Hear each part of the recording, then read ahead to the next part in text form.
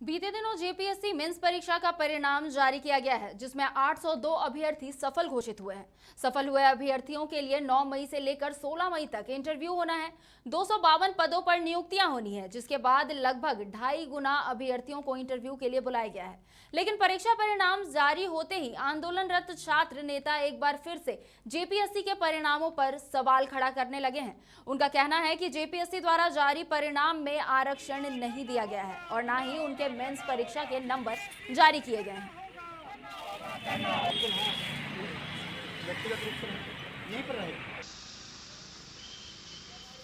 तो एक बार फिर जेपीएससी जो है वो विवादों में घिरा हुआ दिखाई पड़ रहा है। बता दें कि बीते दिन ही मेंस परीक्षा का परिणाम जारी किया गया है, जिसमें 802 अभ्यर्थी जो है वो सफल घोषित हुए हैं।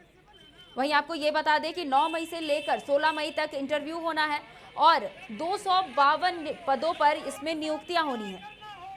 इन नियुक्तियों के लिए लगभग 2.5 गुना अभ्यर्थियों को इंटरव्यू के लिए बुलाया गया है। लेकिन परीक्षा परिणाम जारी होने के बाद आंदोलनरत छात्र नेता एक बार फिर से जेपीएससी के परिणामों पर सवाल खड़ा कर रहे हैं। उनका कहना है कि जेपीएससी द्वारा जो परिणाम जारी किया गया है उसमें आरक्षण नहीं दिया गया है।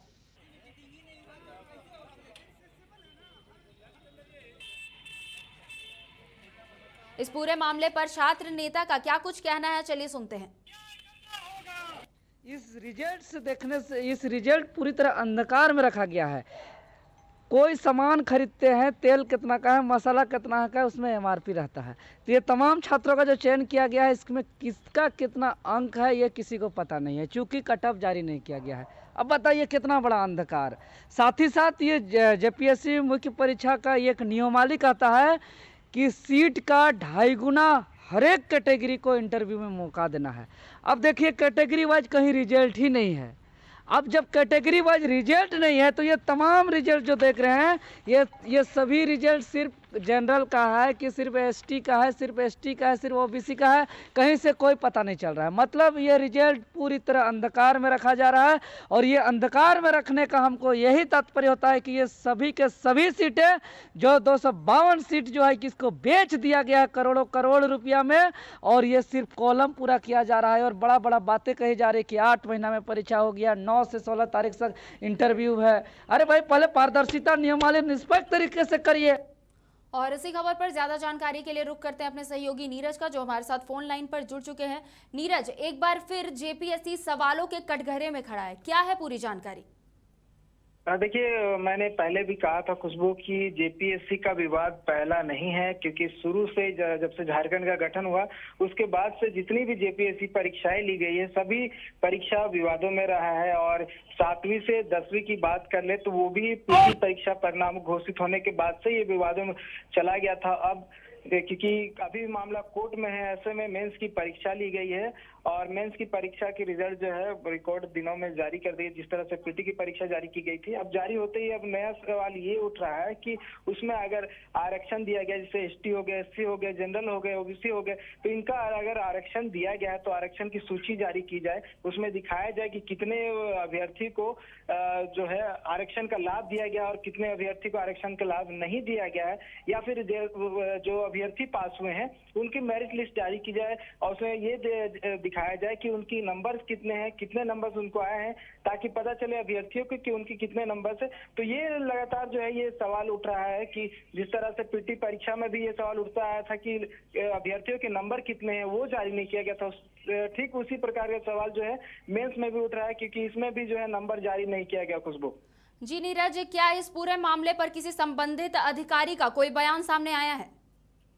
अभी फिलहाल उस तरह का कोई बयान नहीं आया है। हालांकि कुछ अभ्यर्थियों ने ये कहा है कि जेपीएससी की तरफ से एक बात ये कहा जा रहा है कि सभी अभ्यर्थियों के सेम नंबर आए हैं, लेकिन सवाल ये उठता है उन छात्र नेताओं का भी यही कहना था कि सभी अभ्यर्थी के सेम नंबर कैसे हो सकते हैं, क्योंकि ये ओएमआर सीट में लिया गया परीक्षा नहीं था, ये सब्जेक्टिव था और ये रिटन टेस्ट था पूरा, तो इसमें समान नंबर किसी भी अभ्यर्थी को नहीं आ सकता है। तो ये बड़ा सवाल उठता है और ये लगातार जो है अभ्यर्थियों की तरफ से लगातार जो है ये सवाल खड़ा किया जा रहा है। खुशबू, ये जो अभ्यर्थी है ये क्या कुछ मांग कर रहे हैं, इनकी मांग क्या है नीरज? ये चाह रहे कि ट्रांसपेरेंसी हो, पारदर्शिता लाई जाए। जिस तरह से पीटी में ये लगातार सवाल उठाते आए हैं कि जिस तरह से नंबर जारी किए गए कि उन्हें अगर सब्जेक्टिव नंबर जारी किए गए तो सब्जेक्टिव नंबर्स के पूरे जो है जिस तरह से 6 सब्जेक्ट थे तो 6 सब्जेक्ट के जो है नंबर वो जारी होने चाहिए ताकि पता चल सके कि कितने सब्जेक्ट में कितने नंबर आए हैं, ताकि इससे जो है मेंस की पारदर्शिता बने और लोग जो अभी इस असमंजस की स्थिति में है उनके जो कंफ्यूजन है वो क्लियर हो और विरोध का जो स्वर लगातार उठता रहा है वो भी स्वर बंद हो। जी, तमाम जानकारियों के लिए बहुत बहुत शुक्रिया नीरज। तो एक बार आपको फिर से बता दें कि बीते दिनों जेपीएससी मेंस परीक्षा का जो परिणाम है वो जारी कर दिया गया है। जारी परिणाम पर अब एक बार फिर से सवाल खड़े होने लगे हैं। आपको बता दें कि आंदोलनरत छात्र नेता एक बार फिर इन परिणामों पर सवाल खड़ा कर रहे हैं और उनका कहना है कि जेपीएससी द्वारा जारी परिणाम में आरक्षण नहीं दिया गया है। इसके साथ ही उन्होंने ये भी कहा है कि मेंस परीक्षा के नंबर भी जारी नहीं किए गए हैं।